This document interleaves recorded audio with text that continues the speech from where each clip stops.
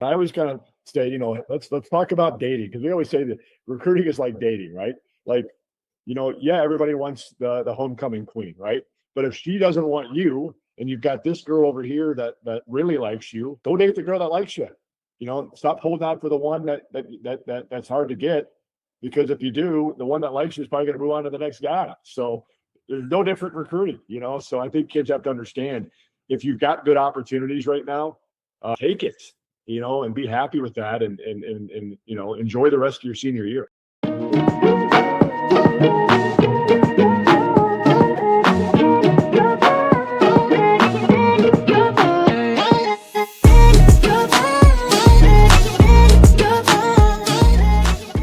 Welcome to the Recruiting Assist, brought to you by Net Results Recruiting. My name is Matt Bright, Regional Director of Recruiting for Net Results, located in St. Louis, Missouri.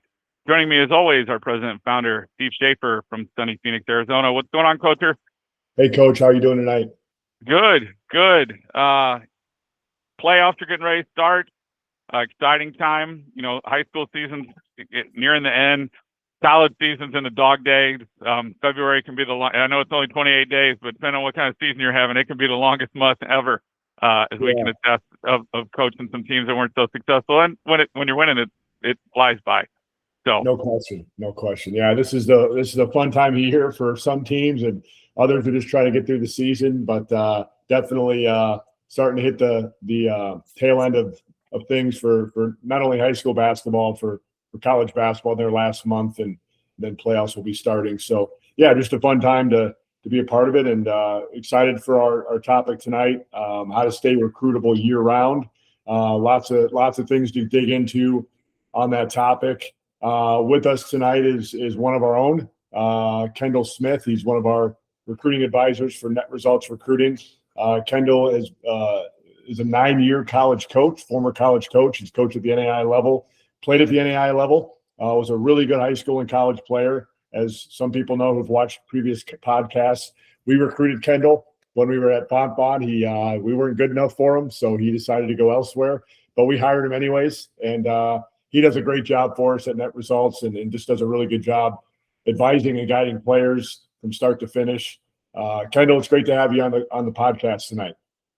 Yeah, I feel like I won the lottery. I'm finally on the podcast.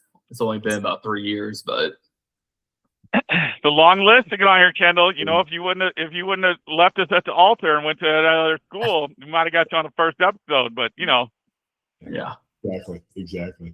But this just goes to show, we talk about networking and how you don't know who knows who. I mean, here's a relationship that was literally, attempted, 15 years ago, and here we are again today from a relationship that began during a recruiting process. When we talk to players and families, like there's 2,000 schools, there's thousands of coaches out there. It's not that big a network. It's really not. So, no question. And we want to talk tonight about just how to stay recruitable year round, and just timing of the process and when to reach out to college coaches. So we've got a lot of different topics to get into tonight. I want to start with, what does staying recruitable really mean? Yeah, so for me, it's doing what you need to on and off the court as well. Listening to the show and just being an advisor, we know that academics play a huge part of that, and making sure that you're not shooting yourself in the foot in the classroom. Yeah, no question. I think staying recruitable means something different depending on what year of school you're in. We're going to get into freshmen, sophomore, juniors, and seniors, but staying recruitable for a younger player to me means, you got to keep developing and working on your game and keeping your academic, resume at a high level, so you can be recruitable when your time comes. Because as we all know, most colleges throughout the country at every level are year to year at this point. They're recruiting seniors. They've got, juniors on their radar, but right now they're recruiting the senior class. So if you're a freshman or a sophomore, no one's really recruiting you unless you're an ESPN top 100, right? So the way you can stay recruitable is by educating yourself on the process, understanding levels and what it takes to play at every level, but more importantly, develop, get better, and make sure academically you're doing what you need to do to be recruitable when the time comes. Juniors and seniors, there's some different things that you need to do, but Kendall, you nailed it. I mean, I think staying recruitable means being consistent across, basketball, whether, you're in the spring, summer, your season, your high school season, being consistent academically and making sure you're communicating at a consistent level with college coaches as well. So that's to me what that means. How many kids do we talk to that they're in their junior year, senior year, and they screwed up academically their freshman year? They got off on a bad foot, and now they can't make it up. That window has shortened. As a freshman, you can really impact your GPA very quickly. You don't have very many classes under your belt. So how many kids and families do we meet with the kid is, at a 3.0 or a 3.2, and they should be, well, if you look at this last year, I'm a 3.5, I'm a 4.0, but they screwed up their freshman year. So some of that's maturity, some of it's just, getting adapted to high school. And then, Schafer, to your point, what else can they do during the season? What habits have they formed? And what habits are they continuing to develop? Habits kind of have a negative connotation, but in this space, if you have good habits, you're staying after practice, you're getting shots up, you're getting in early, you're coming in, when I coached high school, Saturday practices were huge for us because you had the gym to yourself. You didn't have to worry about class. You didn't have to worry about anything that's happening at school. You got time in there. It was a quiet place. You get lots of shots up. So what kind of habits are you developing? What things are you carrying over?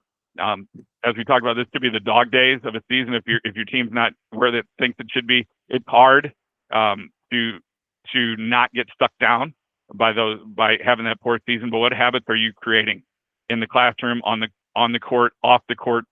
Communication, safety brought up, talking with college coaches. It's hard. It's hard for high school kids because it's intimidating to talk to a college coach often. Many kids struggle with that because they don't know what to say. They don't know how to say it. They're afraid to say stuff, so they just kind of go mute, or we all know they love to just be on their phone and text or DM the coach. So getting in those habits of being a great communicator and getting better over time, that helps you stay recruitable. Yeah.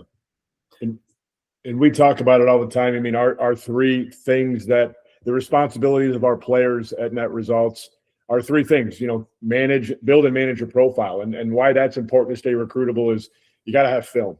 And if you don't have film, coaches can't recruit you. They can't evaluate you. And if they can't do that, they can't recruit you, right? So making sure your film is up to date and you continue to provide film to college coaches throughout your season, throughout the year is important. Communication, which you just talked about, man, you've got to communicate. If you don't, coaches are going to think you're not interested. They're just going to move on to the next guy. And then third, keep your head down in the classroom and on the court, because the better you do there, the more recruitable you're going to be. So, that's why those are our responsibilities for our players. We kind of take care of everything else. But if you can't do those three things, it's hard to be recruitable as a high school basketball player. I think one of the habits that a lot of people miss is being, consistent in the weight room as well. One of the biggest differentiations between high school basketball and college basketball is guys are bigger, faster, stronger, and you can't fake it. A lot of times, I know we're tired, especially in February, season's winding down. Should I get that, lift session in? That is one of the biggest things to help you get recruitable. Is and we've all seen it. If when we walk into a gym, if there's a kid that is just bigger, faster, stronger, we know that he's reliable and consistent in the weight room, and that's going to make a huge difference in your recruiting. No question about it. And Kendall, I want to piggyback on that, going back to what I was talking about, habits. Many kids, freshmen and sophomore, their body's not mature enough to handle a lot of weight, but they need to develop those habits of how to lift correctly, what are good lifts, so that as they mature, they're doing things correctly, and then they can start to see those gains. But building those habits in the weight room, building those habits at the dining room table, what are you fueling your body with? Are you, you're burning off all these calories? Are you replenishing those? You're never going to gain weight if you don't take in more than you export. And we always think to go back to being 15 and you can eat whatever you want and not gain weight. But those habits that you're forming in there with your diet and with consistency in there, so that when your body is ready, it will make those gains. Let's kind of switch gears and talk about, when coaches recruit. I think one thing most people understand is college coaches recruit year round. They're doing different things throughout the calendar year, but they're recruiting year round. Spring and summer, they're out watching the senior class, and evaluating who they're going to, they have their list of guys that they've kind of developed, from the previous season of juniors and stuff that are now going to be transitioned to seniors. So now they're going out to see those guys and those girls in the spring and summer and evaluating them. And then, once they kind of decide who they really want and who they think, could play, then as they get into the fall and into their high school season, they're just kind of keeping tabs on those kids, developing the relationship with those kids. And then they're also circling back to some guys and girls who maybe they didn't know weren't very consistent this summer, they're not real sure about, but they want to keep kind of recruiting those kids actively because you never know what's going to happen to the roster, which kids are going to get that they had targeted earlier. So they're continuing to kind of evaluate kids and see if they're fits throughout that fall high school season. And then in the spring, they're trying to get commitments. They're getting kids on campus. They're closing up this, the process, and then they're doing it all over again, right? They're going back on the road and they're starting it all over again. So it is a year-round process with recruiting at the Division I and II levels. Fortunate for some staffs, they get their class done early and they can focus on the next class a little sooner. But nowadays that rarely happens because of the transfer portal and kids jumping out after the season. But recruiting is a year-long process for coaches. And let's focus on right now. We're recording this beginning of February. This is one period that a lot of families kind of freak out about because it calms down right now because coaches are in season. So they're in conference play. They're trying to get seeding for their conference tournament to make the NCAA or the NAIA tournament. So recruiting, it doesn't go away. It kind of goes on the back burner for a little bit right now because they're so focused on what's going on with their own program. And they're getting kids, like you said, Jake, those kids, they've already started to develop that relationship, get on campus, come to a game. School's back in session, right? And, that period from mid-December to mid-January, there's no kids on campus. That's not a great time to bring a recruit on campus to kind of get a feel of what it is. Now is a great time if you've got a great campus atmosphere to see for a kid, hey, what is this place like in February? Because you may have a kid from Arizona who's never seen snow in their life, and they come to the Midwest to take a visit now. Like that would be eye-opening for them of, man, what does this look like? Is this a place that I can see myself? What type of culture is there when there's students on campus? So there's ebbs and flows. There's kind of the rise and fall throughout the year. And you talked about the peaks of it, right? Spring, summer, that's a big one. But then kind of once August comes down, it kind of takes a little dip again because getting guys on. Back up, so they're kind of getting their kids back on campus. So a little slower getting guys and girls on campus and getting workouts in and getting all that going. So it's kind of a little lull. Then it picks back up when, September, October, November coming, So it's this wave. Yeah, but that's fall's beautiful in the Midwest. They're getting kids on campus for sure. Right. Yeah. Right. So that it is year round, but it's not the same intensity throughout the year. Exactly. No question. I also want to add different levels are going to recruit different times. With ED1 and ED2 being finished, high academic coaches, they're going to their junior class list because they're done with their senior class. Then traditionally small schools, Division IIIs, who are not, who aren't high academic, but NAI junior colleges, their recruiting typically goes a little bit later. So different levels are going to have different times where they're going to be more active. Yeah, that's a great point. I mean, high academic schools are targeting kids earlier because their admissions deadlines are sooner. So that's a great point. And I want to kind of, we talk about staying recruitable. I tell every kid we work with, like our 27s right now, we're building that momentum. We're getting them on a lot of radars at the levels they can play at, whether it be through some email campaigns or us sending out some text messages or making some calls to coaches. And this spring and summer, in my opinion, is the most crucial time in their recruiting process because it's the time when all these coaches are going to be out to see them play. And that is a huge evaluation period for college coaches. And what they're looking for is, like we said, consistency. But what do we mean consistency? What do I need to do consistently to have that coach circle my name and feel like I can impact, their program? And so I think things they're looking for is, athleticism, skill set, IQ is a big one. Motor. Do you play hard? If you don't do that, they don't care, how good you are. Toughness. Do you have toughness? Body language, Well, there's the kid. I remember going to Section 7. There was a kid on the team, and boy, he was yelling at the coach, and he just had terrible body language. And you could just hear the coaches on the sideline, just talking negatively about that kid. Are they competitive? Do they have a defined role, and do they star in their role? Do they impact winning? That's a big one. Those are big things that I think coaches are looking for. Everyone says I got to score 100 points to get recruited. Yeah, if you could score a lot, that's going to get you looked at. But if you defend at a high level, if you have really good basketball IQ and can make quick decisions, if you have defensive IQ and toughness, if you play really hard, if you compete really hard, you're coachable, and you're a great teammate, and you're an unselfish player, you're going to get recruited. I guarantee it. So, those are the things that coaches are looking for. Are you efficient offensively? Maybe you're only taking 5 or 6 shots a game, but if you're going 4 for 6 and you're shooting at a good clip, and you're a knockdown shooter and you're taking care of the basketball, those are all things coaches are looking for. But you got to do it consistently. You can't go one game and have a great game and then have a bad game and then have a good game. You got to do it on a consistent basis, or coaches are going to, question whether or not you're good enough or you're a fit. I think motor is the most impactful one, because that can get you noticed, because as we all know, sometimes the spring and summer ball is not the most team oriented. So starring in your role becomes a little tougher sometimes in spring and summer, depending on the makeup of your team.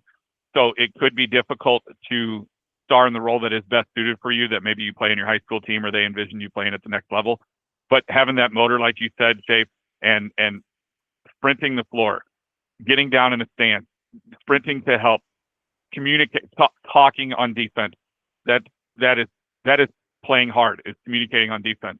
And so many kids are so silent because they don't know what to say. They're afraid to say it. They're afraid to make anybody mad because they're yelling at their team. And they're not yelling. It's instructing. There's a difference, like you said, that kid that was screaming at his coach.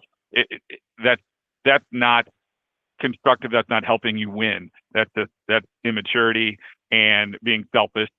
So what can you do to impact winning on the defensive end of the floor? And like you said, efficiency of you may not get that many shots. What do you do with it when you do get it? And I love the quote that Billy Donovan was talking about when he was at Florida. They tracked their players of how often they have the ball in their hand. The point guard at most had the ball in his hand for 5% of the game. And that's the point guard. So everybody else has the ball in their hand for 40 minutes, and let's say they play 30 in a college game.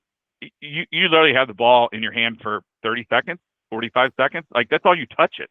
So what do you do in the other 29 and a half minutes that impact winning? Yeah, great point. One thing I want to add to that is, it's not how much you score, it's how you score. Most times, college coaches, when you're coming in as a freshman, they already have someone that's scoring a lot. Can you fit a role? Can you impact winning? That's what coaches are looking for.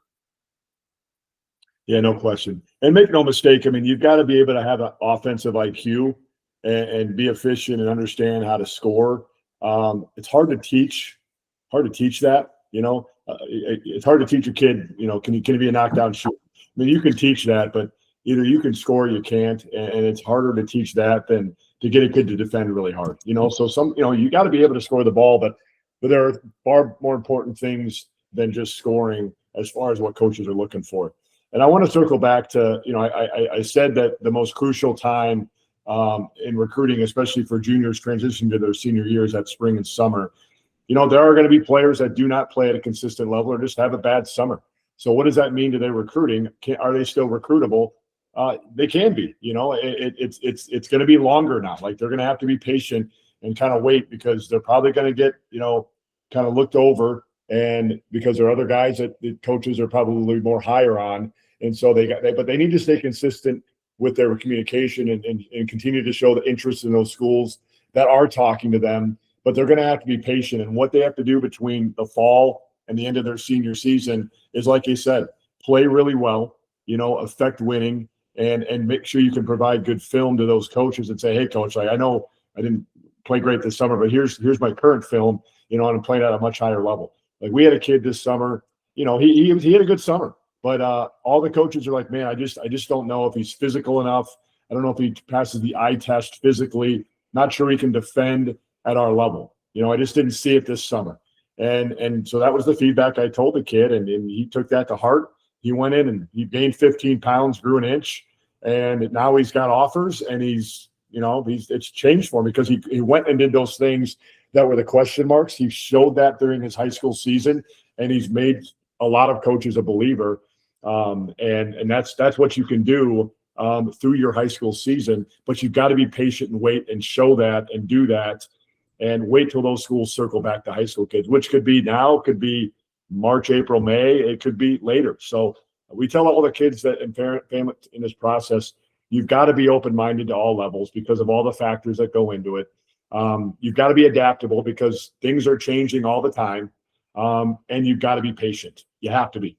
And if you can do those three things, this process won't be as emotional or overwhelming as it can be. When we talk about you're going to get told no a whole lot more than you're going to be told yes. And that's hard for a teenage boy or girl to face rejection, but you're going to get rejected a whole lot more than you're going to be accepted. All you got to do is find one coach, and coaches have lists. And I know, Schafer, when you and I recruited together, Kendall was pretty high on that list, and then he, whatever. But you have kids that at every level, every coach knows, hey, this kid's a stretch. I doubt we can get him. But under the right circumstances, maybe he falls down into our lap, okay, or building that relationship with him. And then you have the kids that you think are a little more solid. And then you've got that other list of, I don't think these kids are quite good enough, but there's something about them that I want to keep watching. Yeah. And that list is constantly shuffling and moving based on other factors. Like you said, maybe you saw him one time and there was plenty of kids when Steve and I coached together. I went out and saw him like, man, this kid's great. And he was telling me like, man, this kid, I don't know what you're on, but this kid, he can't play for us. And then you see him again, and then it's like the consistency thing. So that list is constantly changing. You're trying to get on as many lists as you possibly can, wherever you are on that list, so that coaches know about you. And whatever category you fall in, that's where you fall in. But then you can impact, can I move up that list or get off that list and move somebody else's? You make a good point, Coach. Like if you don't have a great summer, that's when the head coaches are out to evaluate. And if you can't convince the head coach that you're their guy, then, again, you got to wait and you got to prove it throughout your fall and your high school season. But who's coming out to your open gyms in the fall, who's coming out to your games is the assistant. And now that assistant's got to go back to the head coach and convince him, hey, that guy that you didn't think was good enough in the summer, well, he's good enough now. And so that's a hard thing to do. So that's why film is so important. Full games are so important to get in front of that head coach, so we can see that, man, this kid is really good. Man, we got to take this kid. But that's the process, and it could take a while. And Kendall, you served on that.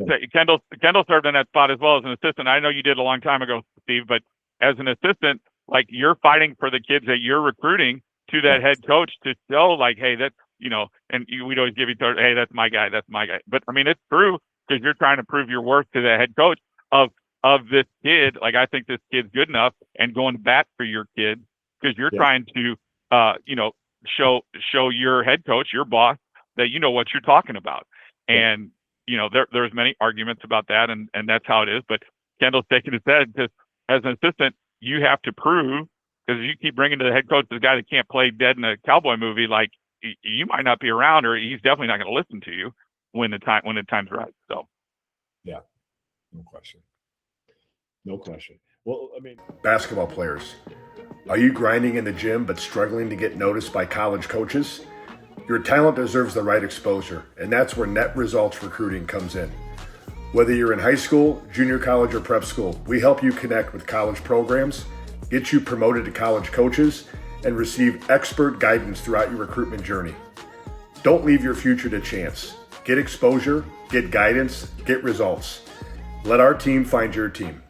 Visit netresultsrecruiting.com today and take the next step towards your college basketball dream.